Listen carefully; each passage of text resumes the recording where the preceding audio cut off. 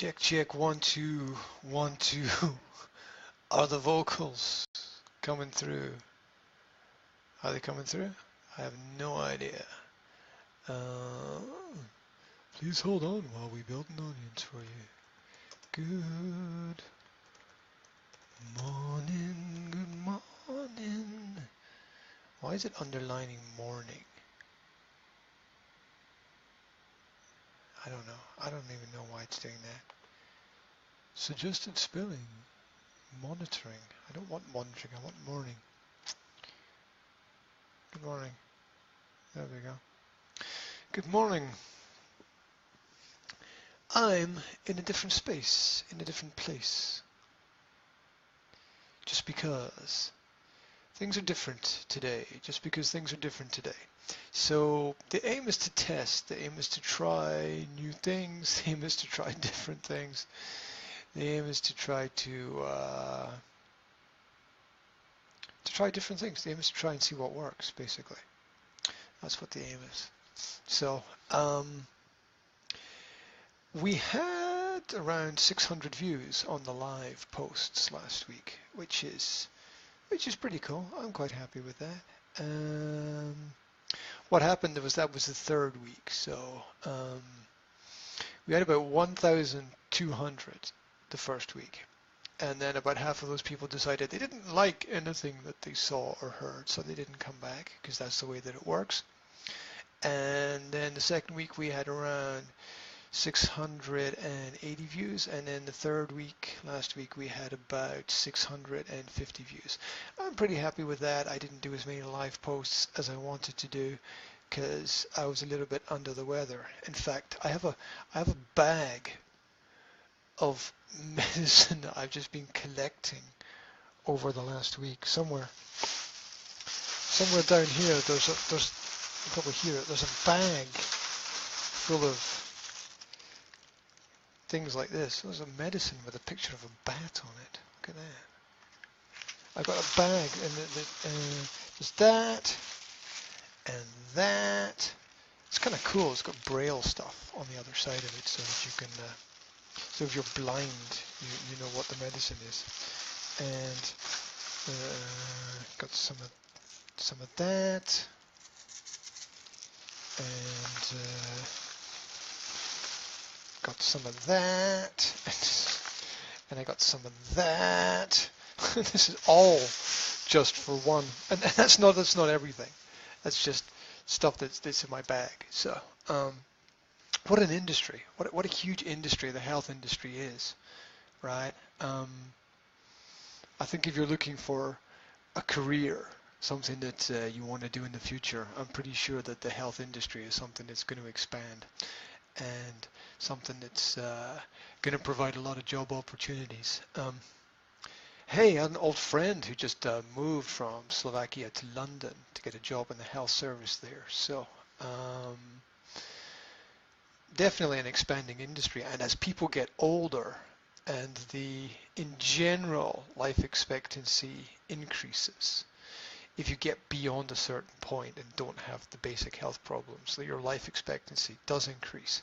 And the result of that is that there will be a greater industry of care that's necessary for the older generations.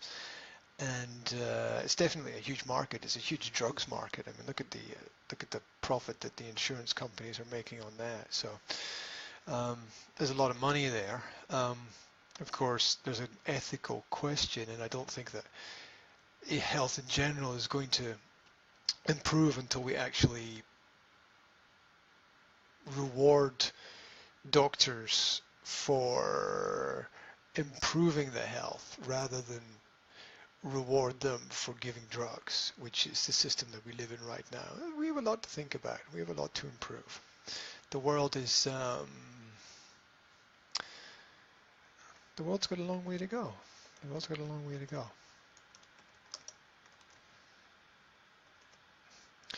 Is my audio okay? That's my question. Is my audio okay? I've absolutely no idea. It should be okay. Theoretically, everything should be okay. We'll find out on the rebroadcast. I should have done a test first, shouldn't I? That would have been the sensible thing, to do a little test first. But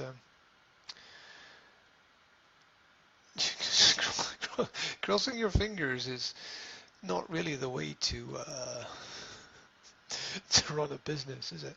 Anyway, looking at my window, the sky is pure blue beyond the colourful panels of the housing estate opposite me. It's interesting that things are coming into bloom this week. There are these beautiful little yellow and white and blue flowers that are visible in the grassy areas around.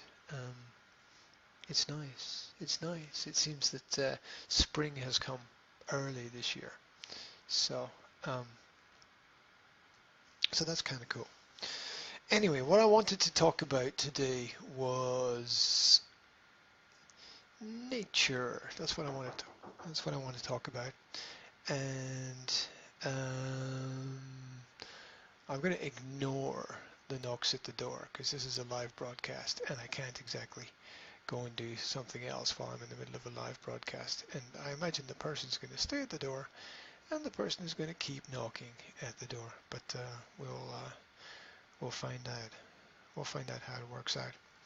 So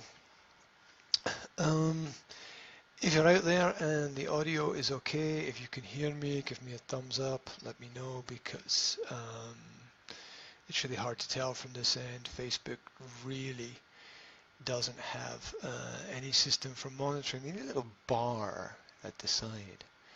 They need a little bar at the side so that you can actually see what the audio level is, because there isn't anything like that that's there at the moment. Anyway, what did I want to talk about? What I want to talk about is nature. Is nature and health. I wanted to talk about getting out. Now, if you've tuned into the Facebook page that I have, you would have seen some posts of a lake that I visited at the weekend. It wasn't my intention to visit a lake. I just went out into the countryside for a little jog. I sort of had a look at a map and decided, okay, I'm going to go this way. I'm going to go up into the hills and see what I could find. And I found this little lake right in the middle of nowhere. It's an absolutely beautiful place. There's so many secret places around here, and here is Banska Bystrica, beautiful Banska Bystrica, right in the heart of Slovakia, right in the heart of Europe, basically. Hey, this is a European city of sport, European cultural center of sport for this year. How did a small town like Banska Bystrica get that? Maybe political, but it's definitely interesting. It means a lot of activities, it means a lot of promotion, it means a lot of investment. So all these things are good things for the local environment, especially for the young people. It's good for young people to have all these events around about that they can participate in, that they can join in, and they can see people doing healthy things rather than unhealthy things. Anyway, yeah, I wanted to talk about nature. So this is connected with parenting and connected with human development. Did you know that nature, and by nature I mean, I'm not talking about human nature, I'm talking about the environment, the trees, the plants, the hills, the forests, the areas that are outside of the urban environments that we tend to live within. Did you know that contact with nature makes you calmer, healthier, and smarter? It's pretty cool. Makes you calmer, healthier, and smarter. Was it the Japanese or the Chinese that have the therapeutic forests? Actually, they have something like forest therapy, where they send people out into the forests to heal, to get better, to have that contact with nature, which is kind of cool. Anyway, childhood is changing. You might have noticed around about you number of people who are now playing with technology, and they're stuck inside with computer games, and they're always staring at their mobile phones, and their idea of recreation is going to the local shopping center. People don't get outside as young people don't get outside as much, I think, as they did before. They're not building dams and streams. They're not climbing trees. They're not making fires. They're not having adventures in the evening when it gets dark. Um, so childhood is changing, and I think it's time to get back to some of the traditional ideas that we need connected with childhood. Um, Even though if you live like I do right now in a block of flats, um, which is, I can actually see the hills just over there. It's pretty close to the countryside, but still a block of flats. What does that mean? It means you don't have a garden. So what can you do in that kind of situation? Well, you got to make plans. You got to make plans to go outside. You got to make plans to get out into the countryside, to use what is there around about you, if it's possible. It doesn't take that much of an effort. You know, you can look at Google Maps, right? You go onto Google Maps and just have a look at what is around about you. As author John Taylor Gatto said, one of the best ways to get an education is to walk in the environment that's around about you and observe what is there. Simple little thing to do, but it can make a big difference. Because most people don't observe closely the environment that surrounds them. So what he recommended with his students in his classes was that they walk around the area that they live in, and they take notes about things, and they observe what changes there. It's also interesting from the perspective of entrepreneurship and building businesses, where you have to be aware of what's happening in the environment around about you if you want to build a successful business. Anyway, back to the point. The point is that it's really, really important to have contact with natural elements in the environment around about us. And so I know that in my childhood, because I grew up in a house in the middle of the countryside, it was really nice to and really easy just to get on a bike and just go. I could get on a bike and I could cycle, to the local river, and couldn't swim in it because it was dangerously fast. Or we could go down to the beach, and there were lots of spaces to have adventures. And I wonder if the young people of today are having the same adventures that they had in the past. I mean, you've probably seen pictures from like the 1950s and the 1960s from different countries where children are out in the street talking with each other, they're playing games with each other. That world has changed. We live in a different place now. And I think we need to get back to some of the values that we've lost in the past. Yes, we need to go forward, but we need to move backwards at the same time. Well, we need a balance, don't we? We need a balance of both of those things. So the great thing about getting out is that there's a rhythm that the world has. There's a rhythm that the universe has. And it's very important to be in tune with that rhythm. Because when we're not in tune with the universe, that's when we get sick, that's when we get ill, that's when we feel uncomfortable, that's when we get dis-ease, not being relaxed. And so it's very important to have that balance there, to get out, to find an area of fresh air and to smell the air, and hopefully to bring a little bit of peace into your life at the same time, because you're doing that. So I have a quote here from Richard Love, who wrote a book, Last Child in the Woods, subtitled Saving Our Children from Nature Deficit Disorder. This is because the children don't have that contact with nature now that they had in the past. in a lot of Western countries, they're not going out into the forest, they're not lighting fires, they're not cooking the food on the fires. They don't understand they don't know the names of the trees. They don't understand which plants and berries they can eat, what's good for them, what is good for. I mean, that's been lost completely in Britain, partly because we cut down all the trees, almost all the trees. It's like less than 1% of Britain is forest now.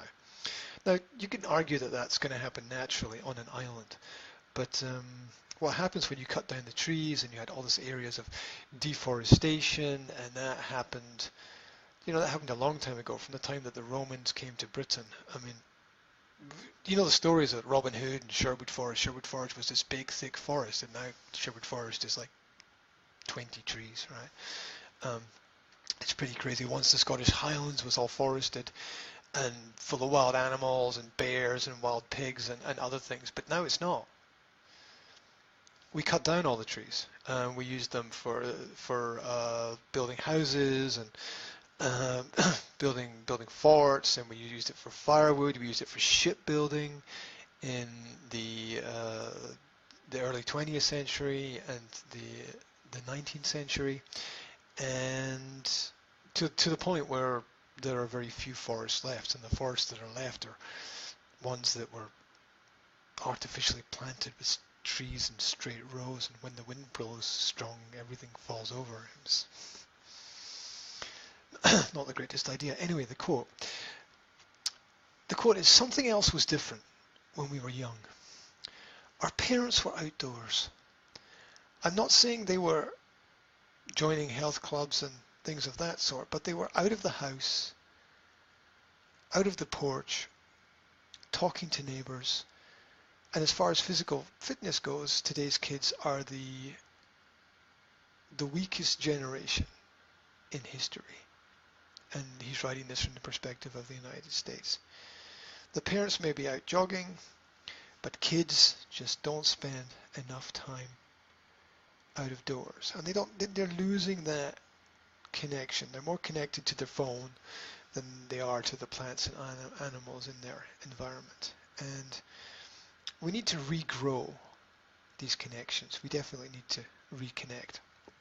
So you can think about, depending upon how old you are, you can think about your own experiences. I mean, look at the trends. You only need to change a trend by 1% a year to change an entire to change the entire planet over one generation. And so, if there's a 1% a year difference, then somebody lives, say, 70 years, the whole society can change. And so that's what's happening. If 1% spend more time with technology each year, more time on this is less time on that.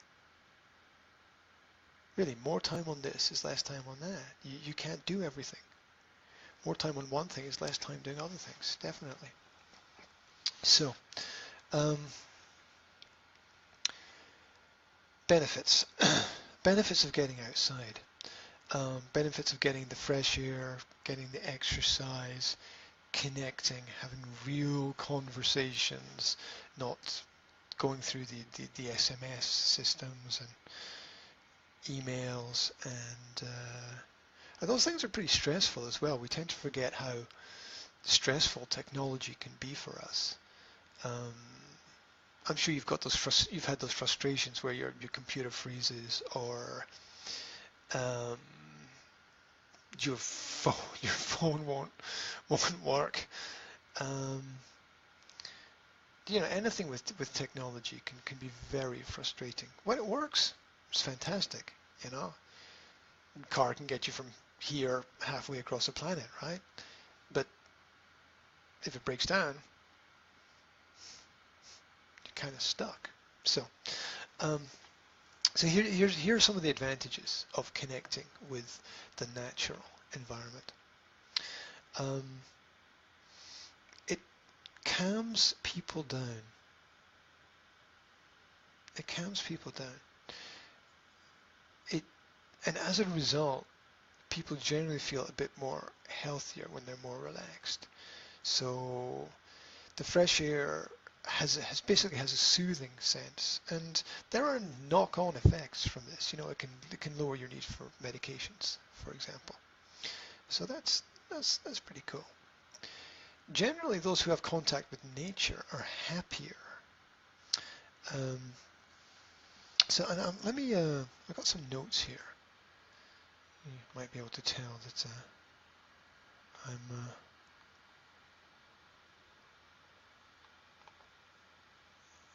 not.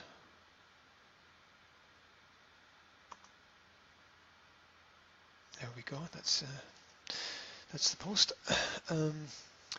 It's not all coming off the top of my head. Some of it is, but not all of it. Anyway, so it can make us calmer.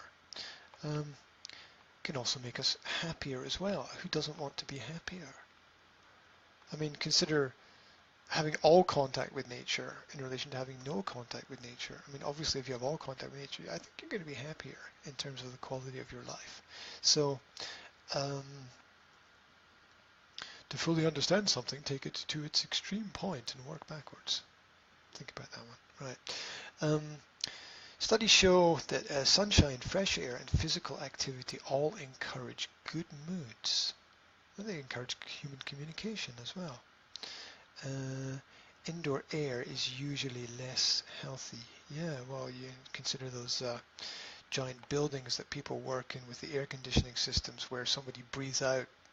What somebody else breathes out is basically what you're breathing in, and there's no natural flow of air through the building to take any bad bacteria away. You know, it's like the classic example in schools where one kid gets ill and then all the kids get ill. You know, getting outside removes that typical problem. I mentioned health already. Many kids who don't get time outdoors are vitamin D deficient. You need sunshine. You might have noticed on my Facebook page heliotherapy, I think it's called, where you use the sun to heal health problems. A very interesting idea. Which was actually very popular if you go back to the 1930s and 1940s, and then it disappeared. I wonder why. So yeah, sunshine also affects health and mood, definitely here in Slovakia, where if the sun shines, everyone is happy. And if the sun doesn't shine, then everyone is grumpy. So the weather affects what kind of dwarf you're going to be for the day. As I mentioned already, indoor air is usually less healthy. So,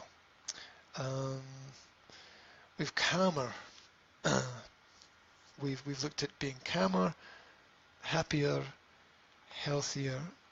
Now, benefits of being outside is that we do more exercise when we're outside. Says me doing this presentation from inside. Right. Okay. So people are less likely to be overweight if they're outside. They're taking more exercise. Pediatricians recommend at least an hour of active physical play daily during childhood, and I would recommend something similar for adults as well, to protect against obesity and diabetes. I mean, meaning just to be normal, basically. If you want to be normal, spend more time outside. If you're outside, you do more anyway. You know, you do more movement. There's more lifting. There's a whole lot of things. Right. Here's something that people don't think about very much. That being outside, well, when you're inside, everything's pretty close to you, and when you're outside, you've got this variation of distance, things that are close and things that are far away. So it actually improves your quality of your eyesight if you spend more time outside, as long as you're not doing something stupid like staring at the sun or something like that, right? So so being outside gives you better vision. Kids who play outdoors have better vision and less need for glasses. Until recently, we thought that was simply because they stare at screens less, but it turns out vitamin D plays a role. So, and I've talked before about the role of light entering the human body as in connection with enlightenment, in connection with knowledge, in connection with the pupil in the eye. So information, growth, knowledge, wisdom, um, all these things are connected. I've talked about it before, not going to get into it today. Would you believe that being outside can just actually make you a better student? Just being outside. Take your books out. Get outside. Read outside. Get more sun. So apparently research shows that kids who play outdoors actually have longer attention spans, more frustration tolerance, and do better in school. Kids even do better on tests if they are allowed to play first before they do the test, that they're getting the energy out of themselves. I mean, why do you think they have those short breaks in school? You know, it's so kids don't kill the teachers, basically.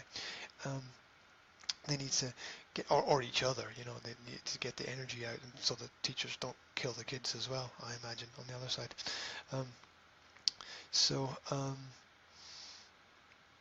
It's the movement, it's the synergy, it's getting oxygen to the brain that boosts brain function. So all these things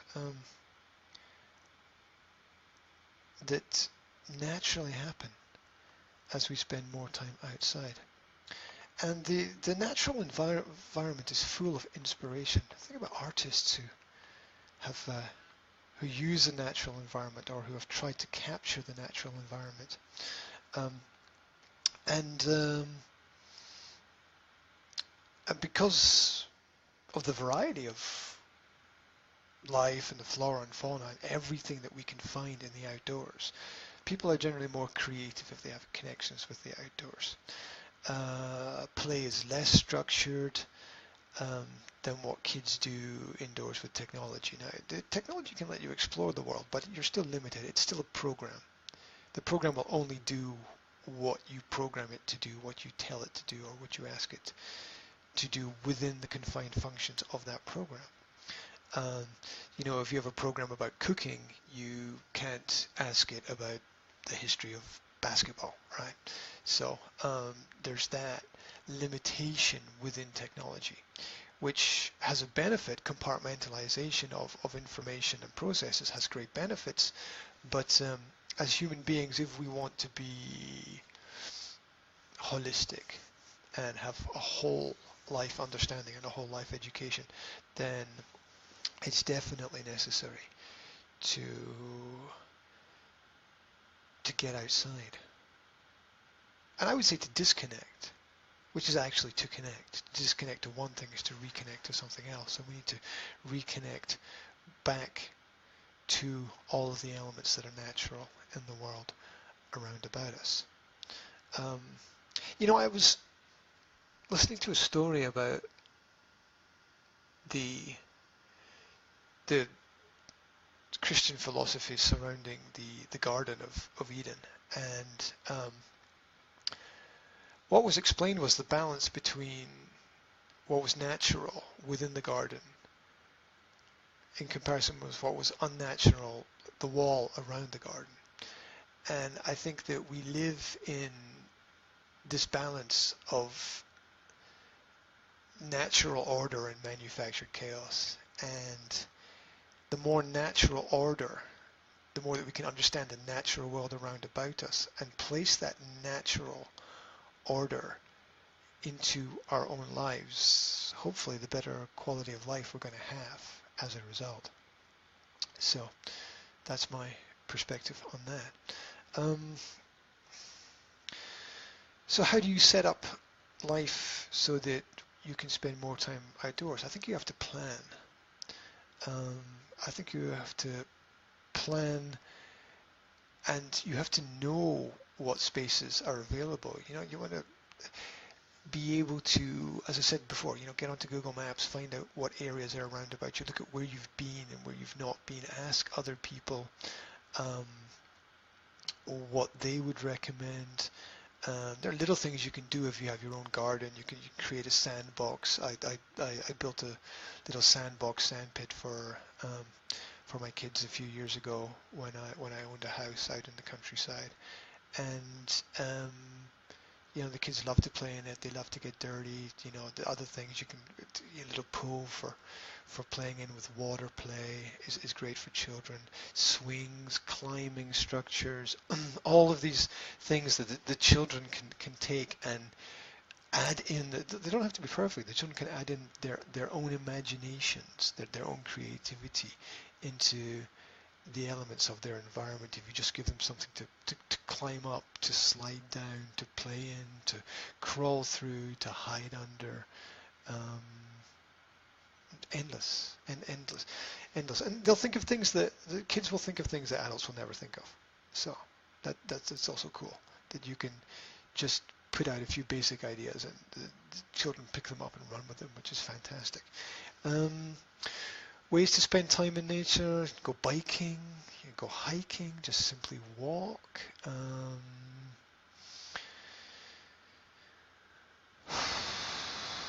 What else? Look for events that are happening in your local environment. Look for organizations that regularly do things so you don't have to plan everything yourself. Become part of an organization that likes to go for hikes or nature walks, or likes to follow bike trails or something. You find groups through Facebook now, for example, so that's an excellent resource. And if you're not using it, I think you're losing out, basically. Use the technology where you can to get the benefits that you need to get. You don't have to plan big events. They can be small events. You don't even have to have planned time. You can have inspirational time outside. You can have spur of the moment activities. A ball. I remember my grandmother had this house that was on a hill in Aberdeen in the north of Scotland, and she had a garden, but you walked out the back door and the garden just was kind of a steep hill. You just kind of walked up it, and there was a path. It was not steps, but it's a smooth, flat path going up the hill. And I used to have a tennis ball, and I used to just kick it up the path and wait for it to come back down, stop it. I spent hours doing that outside, getting a bit of air and movement and things. So little things, and doing that was so much better than sitting inside, stuck in front of a monitor, watching other people live their lives rather than living my own. So little things make big differences. You try camping out in the garden in a tent if the weather allows for that, of course. Other little things you can do when you get out into the countryside: turn off your phone. It's a bit difficult because most phones have cameras in them and we like to take pictures of things. Or you could even go through the process of not taking pictures. Take a picture with your mind is how we used to do it in the past. Take a pencil and sketch. Take some paints and paint. Outdoor play activities are endless. Go to Pinterest. If you're not using Pinterest, go to Pinterest and type in outdoor play activities and Pinterest, Pinterest, and look at the ideas that other people have. Other people have great lists of ideas of things that people can do outside. There's no excuse not to do it in the modern world. So, and if you're a young person and your parents don't plan these activities, then plan it yourself. Don't wait for somebody else to do it for you. Just do it yourself, or just take a bag, take a rucksack, put a blanket in it, take some snacks, a ball, a frisbee, borrow your neighbor's dog and take it for a walk. I don't know, do whatever. You don't have a bike, borrow one. There's no path or trail to walk, make your own. If you're a parent and you've got kids, create a treasure hunt, create a scavenger hunt. You just take them, hide things and get the kids to find them. Try walking around. Try doing things at night. Get a flashlight, get a torch, and go out into the forest, and that changes your whole dynamic and perspective on things. Go make a fire, cook some sausages, do those things. Endless amounts of things that are possible. So I think it's important that we reconnect with nature, and I think that's important as parents we get our children to connect with nature as much as possible. When I lived in London for 5 years, and I worked in play centres and play areas, and I was always shocked by the number of children who knew very little about basic important things in life, like farms and different types of animals, and where food comes from, and all the kids knew all about the coolest cars to have and what the latest fashions were, and they understood all the popular culture of gossip about things that are not important, like celebrities and all of that nonsense. They understood all of those things, but they lost their connection with nature. I took kids out of the city one day on a bus, and this little girl was sitting next to me, and she pointed out the window, and she said to me, "What's that?" I was like, "Oh, it's a field." "No, what's that?" I said, "Oh, well, trees around the field." She said, "No, what's that in the field?" I was like, "That's a sheep." And she said, "Oh, what's a sheep?" This girl was like 8, 9 years old, and she didn't know what a sheep was. And this is the kind of closeted environment that children in Western cities are growing up in, and we definitely need to expand horizons and create opportunities and reconnect with all of the things that make life beautiful, which are in fact things that are natural. So let me know what you think. Let me know what your ideas are. Let me know if I've missed out something that you think is important. And that's really what I want to say this morning. If you'd like more information about what we do, we are the Academy of Language Therapy and Life Coaching. We offer courses in the English language, and we also do personal development, life skills training. What we do is we make your dreams become realities. It's that simple. We make your dreams become realities. Get in touch with us. Join us on Pinterest, or check out our videos on YouTube, or link up to us on Facebook. We've got a private coaching group. You can apply to join that. Lots of things that are cool. So that's what I wanted to say this morning. And wherever you are, I wish you a great day. I hope the sun shines, and I hope you find a little bit of time to connect with the things that are really important for you. My name is G, and it's been a pleasure to present this information to you this morning. If you like this video, right click on it, copy the URL and paste it somewhere or share it with other people, paste it somewhere where other people can see it, and spread the word, and we will be heard. There we go. Heard.